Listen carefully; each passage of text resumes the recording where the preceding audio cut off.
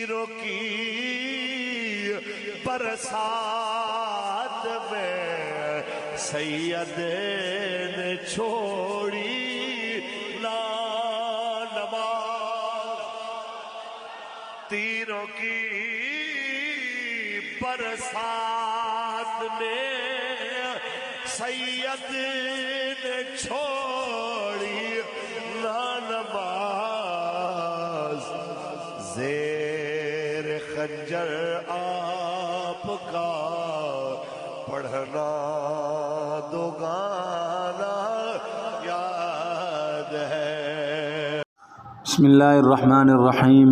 کتاب شہید کربلا از افادات حضرت اقدس مفتی محمد شفیع صاحب رحمۃ اللہ علیہ، ریکارڈنگ نمبر 10، صفحہ نمبر 84۔ حضرت حسین رضی اللہ تعالیٰ عنہ کی شہادت۔ اس کے بعد شمر 10 آدمی ساتھ لے کر حضرت حسین رضی اللہ تعالیٰ عنہ کی طرف بڑھا۔ حضرت حسین شدید پیاس اور اتنے زخموں کے باوجود ان کا دلیرانہ مقابلہ کر رہے تھے، اور جس طرف حضرت حسین رضی اللہ تعالیٰ عنہ بڑھتے یہ بھاگتے نظر آتے۔ اہل تاریخ نے کہا ہے کہ یہ ایک بے نظیر واقعہ ہے کہ جس شخص کی اولاد اور اہل بیت قتل کر دیے گئے ہیں اس کو خود شدید زخم لگے ہوئے ہیں، اور وہ پانی کے ایک ایک قطرہ سے محروم ہو، اور وہ اس قوت اور ثبات قدمی سے مقابلہ کر رہا ہے کہ جس طرف رخ کرتا ہے مسلح سپاہی بھیڑ بکریوں کی طرح بھاگنے لگتے ہیں۔ شمر نے جب یہ دیکھا کہ حضرت حسین کے قتل کرنے سے ہر شخص بچنا چاہتا ہے تو آواز دی کہ سب یکبارگی حملہ کرو۔ اس پر بہت سے بد نصیب آگے بڑھے، نیزوں اور تلواروں سے یکبارگی حملہ کیا، اور یہ ابن رسول صلی اللہ علیہ وسلم خیر خلق اللہ فی الارض ظالموں کا دلیرانہ مقابلہ کرتے ہوئے شہید ہو گئے۔ انا للہ و انا الیہ راجعون۔ شمر نے خولہ بن زیاد سے کہا کہ ان کا سر کاٹ لو، اور وہ آگے بڑھا مگر ہاتھ کانپ گئے۔ پھر شقی بدبخت سنان بن انس نے یہ کام انجام دیا۔ آپ کی لاش کو دیکھا تو 33 زخم نیزوں کے اور 34 زخم تلواروں کے آپ کے بدن پر تھے۔ تیروں کے زخم ان کے علاوہ فرض اللہ عنہم و ارضاہ و رزقنا حبہ و حب من والدہ۔ حضرت حسین اور عام اہل بیت کے قتل سے فارغ ہو کر یہ ظالم علی اصغر حضرت زہر العابدین کی طرف متوجہ ہوئے۔ شمر نے ان کو بھی قتل کرنا چاہا۔ حمید بن مسلم نے کہا سبحان اللہ، تم بچہ کو قتل کرتے ہو، اور جب کہ وہ مریض بھی ہے۔ شمر نے چھوڑ دیا۔ عمر بن سعد آگے آئے اور کہا کہ ان عورتوں کے خیمہ کے پاس کوئی نہ جائے اور اس مریض بچہ سے کوئی تعرض نہ کریں۔ لاش کو روندا گیا۔ ابن زیاد شقی کا حکم تھا کہ قتل کے بعد لاش کو گھوڑوں کے ٹاپوں میں روندا جائے۔ عمر بن سعد نے چند سواروں کو حکم دیا، انہوں نے یہ بھی کر ڈالا۔ انا للہ و انا الیہ راجعون۔ مقتولین اور شہداء کی تعداد۔ جنگ کے خاتمہ پر مقتولین کی شمار کی گئی تو حضرت حسین رضی اللہ تعالیٰ عنہ کے اصحاب میں 72 حضرات شہید ہوئے، اور عمر بن سعد کے لشکر کے 88 سپاہی مارے گئے۔ حضرت حسین رضی اللہ تعالیٰ عنہ اور ان کے رفقا کو اہل غازریہ نے ایک روز بعد دفن کیا۔ حضرت حسین رضی اللہ تعالیٰ عنہ اور ان کے رفقا سر ابن زیاد کے دربار میں خولہ بن یزید اور حمید بن مسلم ان حضرات کے سر کو لے کر کوفہ روانہ ہوئے اور ابن زیاد کے سامنے پیش کیے۔ ابن زیاد نے لوگوں کو جمع کر کے سب سروں کو سامنے رکھا اور ایک چھڑی سے حضرت حسین رضی اللہ تعالیٰ عنہ کے وہن مبارک کو چھونے لگا۔ یزید بن ارقم سے نہ رہا گیا اور بول اٹھے کہ چھڑی ان متبرک ہونٹوں کے اوپر سے ہٹا لے۔ قسم ہے اس ذات کی جس کے سوا کوئی معبود نہیں، میں نے رسول اللہ صلی اللہ علیہ وسلم کو دیکھا ہے، ان ہونٹوں کو بوسہ دیتے تھے۔ یہ کہہ کر رو پڑے۔ ابن زیاد نے کہا اگر تم سن رسیدہ بوڑھے نہ ہوتے تو میں تمہاری بھی گردن مار دیتا۔ زید بن ارقم یہ کہتے ہوئے باہر آئے کہ اے قوم عرب، تم نے سیدۃ النساء فاطمہ کے بیٹے کو قتل کر دیا اور مرجانہ کے بیٹے کو اپنا امیر بنا لیا، اور وہ تمہارے اچھے لوگوں کو قتل کرے گا اور شریروں کو غلام بنائے گا۔ تمہیں کیا ہوا کہ اس ذلت پر راضی ہو گئے؟ بقیہ اہل بیت کو کوفہ میں اور ابن زیاد سے مکالمہ۔ عمر بن سعد 2 روز بعد بقیہ اہل بیت حضرت حسین کی بیٹیوں اور بہنوں اور بچوں کو ساتھ لے کر کوفہ کے لیے نکلے تو حضرت حسین اور ان کے اصحاب کی لاشیں پڑی ہوئی تھیں۔ عورتوں بچوں کے سامنے یہ منظر آیا تو کوہرام مچ گیا اور گویا زمین و آسمان رونے لگے۔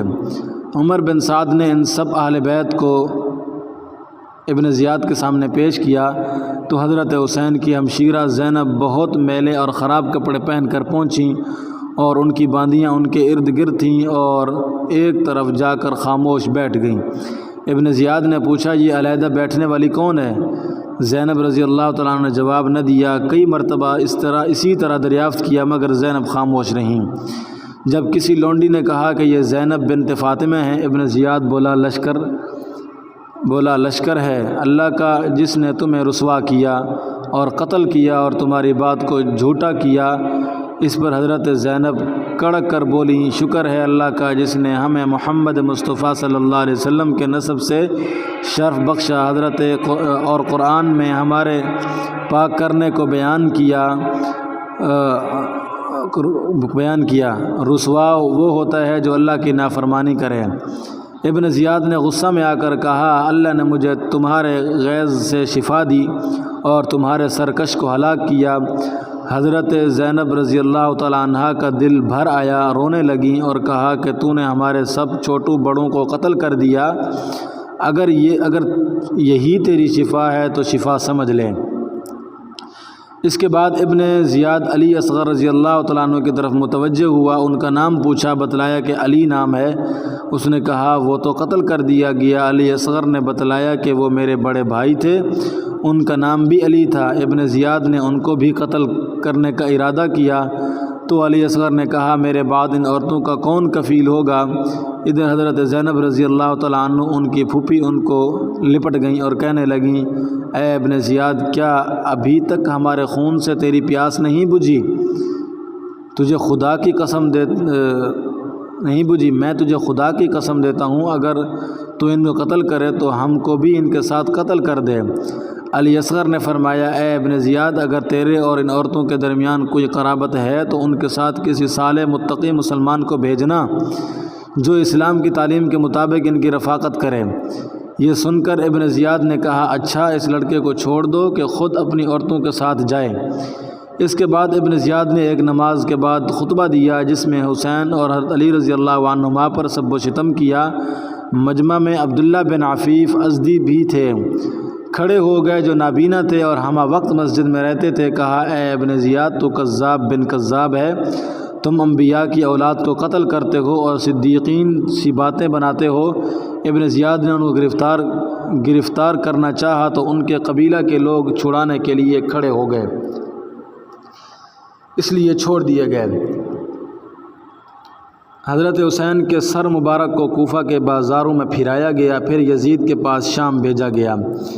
ابن زیاد کی شقاوت نے اسی پر بس نہیں کی بلکہ حکم دیا کہ حضرت حسین کے سر کو ایک لکڑی پر رکھ کر کوفہ کے بازاروں میں اور گلی کوچوں میں گھمایا جائے، سب لوگ دیکھ لیں۔ اس کے بعد اس کو اور دوسرے اصحاب کے سروں کو یزید کے پاس ملک شام بھیج دیا اور اسی کے ساتھ عورتوں بچوں کو بھی روانہ کیا۔ یہ لوگ شام پہنچے تو انعام کے شوق میں حر بن قیس جو ان کو لے کر گیا تھا فوراً یزید کے پاس پہنچا۔ یزید نے پوچھا کیا خبر ہے؟ اس نے میدان کربلا کے معرکہ کی تفصیل بتلا کر کہا امیر المومنین کو بشارت ہو، مکمل فتح حاصل ہوئی، یہ سب مارے گئے اور ان کے سر، عورتیں اور بچے حاضر ہیں۔ یہ حال سن کر یزید کی آنکھوں سے آنسو بہنے لگے اور کہا کہ میں تم سے اتنی ہی اطاعت چاہتا تھا، بغیر قتل کیے گرفتار کر لو۔ اللہ تعالیٰ ابن سمیہ پر لعنت کرے، اس نے ان کو قتل کرا دیا۔ خدا کی قسم اگر میں وہاں ہوتا تو میں معاف کر دیتا۔ اللہ تعالیٰ حسین بن رحم فرماوے یہ کہا اور اس شخص کو کوئی انعام نہیں دیا۔ سر مبارک جس وقت یزید کے سامنے رکھا گیا تو یزید کے ہاتھ میں ایک چھڑی تھی۔ حضرت حسین کے دانتوں پر چھڑی لگا کر حسین بن حمام نے کے یہ اشعار پڑھے اِلَىٰ قَوْمَنَا أَن يَنْصُفُونَا فَانْصَفْتَ فَوَاظَبَ فِي أَيْمَانِنَا تقطر الدماء يفلقنا هاما من رجال أعزة علينا ولهم كانوا أعقى وظلما، یعنی ہماری قوم نے ہمارے ساتھ انصاف نہ کیا تو پھر ہماری خونچ گاں تلواروں نے انصاف کیا، جنہوں نے ایسے مردوں کے سر پھاڑ دیے جو ہم پر سخت تھے اور وہ تعلقات قطع کرنے والے ظالم تھے۔ ابو حرزہ اسلمی رضی اللہ عنہ موجود تھے۔ آپ نے کہا اے یزید، تو اپنی چھڑی حسین کے دانتوں پر لگاتا ہے اور میں نے رسول اللہ صلی اللہ علیہ وسلم کو دیکھا ہے ان کو بوسہ دیتے تھے۔ اے یزید، قیامت کے روز تو آئے گا تو تیری شفاعت ابن زیاد ہی کرے گا، اور حسین رضی اللہ تعالیٰ عنہ آئیں گے تو ان کے شفیع محمد مصطفیٰ صلی اللہ علیہ وسلم ہوں گے۔ یہ کہہ کر ابو حرزہ مجلس سے نکل گئے۔ یزید کے گھر میں ماتم۔ جب یزید کی بیوی ہند بنت عبداللہ نے یہ خبر سنی کہ حضرت حسین رضی اللہ تعالیٰ عنہ قتل کر دیے گئے اور ان کا سر لایا گیا تو کپڑا اوڑھ کر باہر نکل آئیں اور کہنے لگیں امیر المومنین، کیا ابن بنت رسول اللہ صلی اللہ علیہ وسلم کے ساتھ یہ معاملہ کیا گیا؟ اس نے کہا خدا ابن زیاد کو ہلاک کرے، اس نے جلدی کی اور قتل کر ڈالا۔ ہند یہ سن کر رو پڑی۔ یزید نے کہا حسین نے یہ کہا تھا کہ میرا باپ یزید کے باپ سے اور میری ماں یزید کی ماں سے اور میرے دادا رسول اللہ صلی اللہ علیہ وسلم کے یزید سے بہتر ہیں۔ ان میں پہلی بات کہ میرا باپ بہتر ہے یا ان کا فیصلہ تو اللہ تعالیٰ کرے گا، وہ دونوں وہاں پہنچ چکے، اللہ ہی جانتا ہے اس نے کس کے حق میں فیصلہ کیا ہے۔ اور دوسری بات کہ ان کی ماں میری ماں سے بہتر ہے، تو میں قسم کھاتا ہوں کہ بے شک صحیح ہے۔ ان کی والدہ فاطمہ اور میری والدہ سے بہتر ہیں۔ رہی تیسری بات کہ ان کے دادا میرے دادا سے بہتر ہیں، سو یہ ایسی بات ہے کہ کوئی مسلمان جس کا اللہ اور یوم آخرت پر ایمان ہے اس کے خلاف نہیں کہہ سکتا۔ ان کی یہ سب باتیں صحیح و درست تھیں، مگر جو آفت آئی وہ ان کی سمجھ کی وجہ سے آئی اور انہوں نے اس آیت پر غور نہیں کیا۔ قل اللہم مالک الملک تؤتی الملک من تشاء وتعز من تشاء۔ اس کے بعد عورتیں بچے یزید کے سامنے لائے گئے اور سر مبارک اس مجلس میں رکھا ہوا تھا۔ حضرت حسین رضی اللہ تعالیٰ عنہ کی دونوں صاحبزادیاں فاطمہ رضی اللہ تعالیٰ عنہ اور سکینہ پنجوں کے بل کھڑے ہو کر سر مبارک کو دیکھنا چاہتی تھیں اور یزید ان کے سامنے کھڑا ہو کر چاہتا تھا کہ نہ دیکھیں۔ جب ان کی نظر اپنے والد ماجد کے سر پر پڑی تو بے ساختہ رونے لگیں، آواز نکل گئی۔ ان کی آواز سن کر یزید کی عورتیں بھی چلا اٹھیں اور یزید کے محل میں ایک ماتم برپا ہو گیا۔ واللہ اعلم بالصواب۔